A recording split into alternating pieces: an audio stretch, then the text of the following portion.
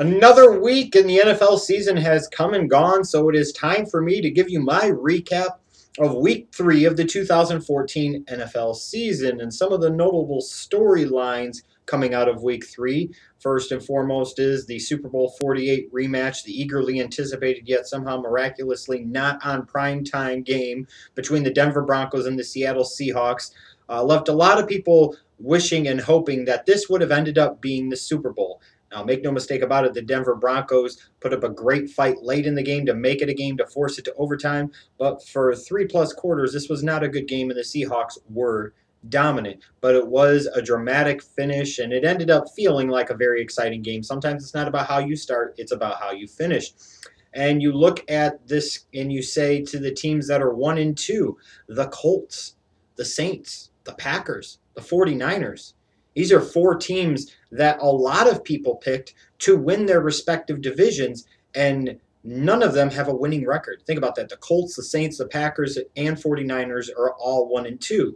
Now, they're not off to a great start, but there is still a lot of season to go. But a couple of these teams have some major concerns going forward. And who would have thought after 3 weeks of the season there would only be 3 undefeated teams left, and those 3 undefeated teams would be the Cincinnati Bengals, the Philadelphia Eagles, and the Arizona Cardinals. If you'd have put up money on this before the season and said that these would be the 3 unbeaten teams, you probably would have won a lot of money.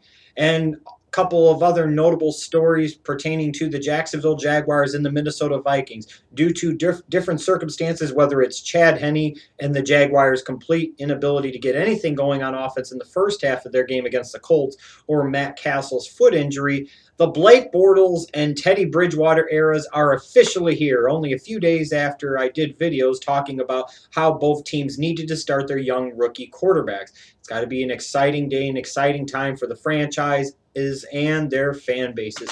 Some of the winners of week number 3, I go to the San Diego Chargers. To me, maybe, if not the most impressive team in the NFL, certainly in that category. You're talking about a team that barely lost to Arizona on the road, so they're this close to being 3-0, and the Cardinals being 2-1. Then they beat Seattle at home, and then they go to Buffalo and dominate the previously unbeaten Buffalo Bills. The San Diego Chargers, injuries and all, they're finding ways to get it done, and in my eyes right now look like the best team in the AFC West.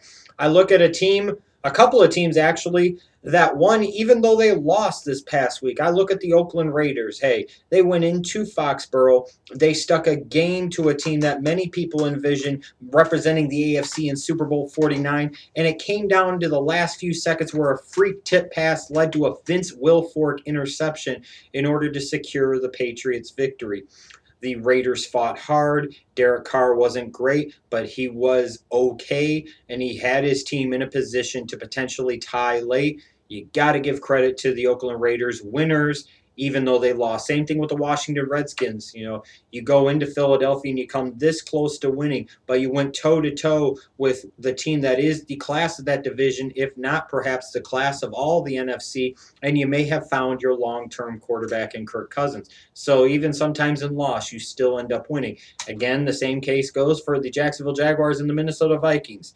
Now their better options at quarterback are going to be starting. Now the watch officially begins to see if Blake Bortles and or Teddy Bridgewater can become the young franchise quarterbacks that both organizations so desperately need. In terms of losers this week, you got to go with the Tampa Bay Buccaneers.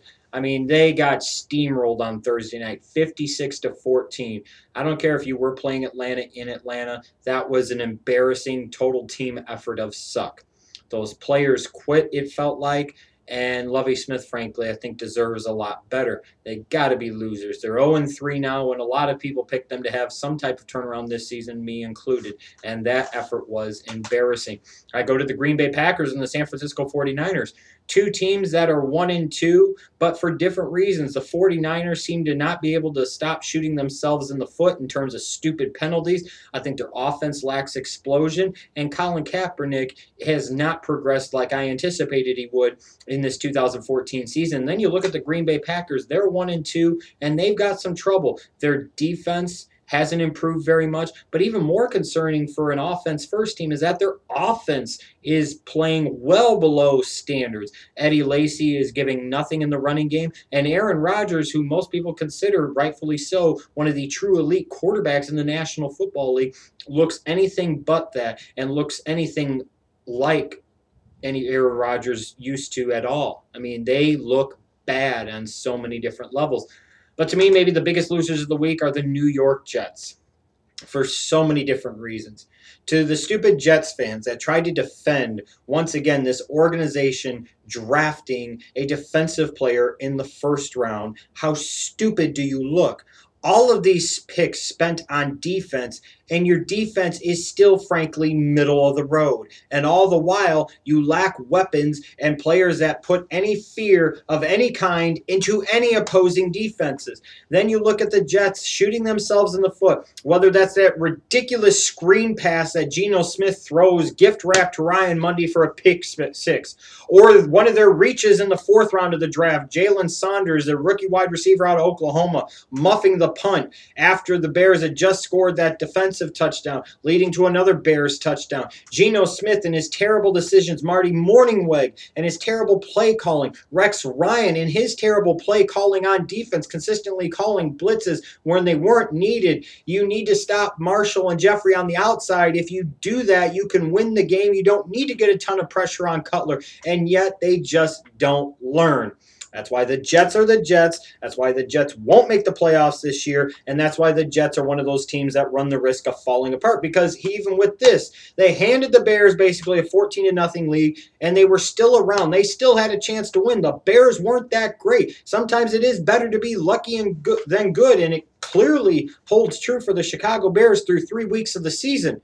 The Jets could have still won this game, but shooting themselves in the foot. Yes, they got robbed due to bad penalties and a bad blown call by the refs before the end of the first half with that fumble. But either way, the Jets should have still won this game, but on so many different levels, they found a way instead to continue to be the New York Jets. So what did we learn in week number 3? We learned, to me, that the Broncos definitely are not going to win Super Bowl 49. In fact, they're not going to get to Super Bowl 49, and they'll be lucky to win a playoff game. This is a team whose defense has improved a little, but I still think they lack identity on the defensive end. And offensively, they don't have the same sizzle. They don't have the same firepower. Peyton Manning is still very good, but he's not going to be able to do those same things on a consistent basis as you saw in this game. They have no running game. Demaryius Thomas has been largely absent. It's not looking good for the Broncos. They'll be a good team. They'll make the playoffs, but they're not going to do much more than that. Kirk Cousins is the Redskins quarterback, period. Washington has their man, and they can't go back to RG3 at this point, even if he comes back healthy at some point in time this year. If Kirk Cousins continues to play at the solid level that he's playing at so far, how could you look your fan base, your team, your organization in the face and actually make the argument that RG3 gives your team a better chance to win than Kirk Cousins does? That's just completely ridiculous. And you look at the Bears. Sometimes it's better to be lucky than good.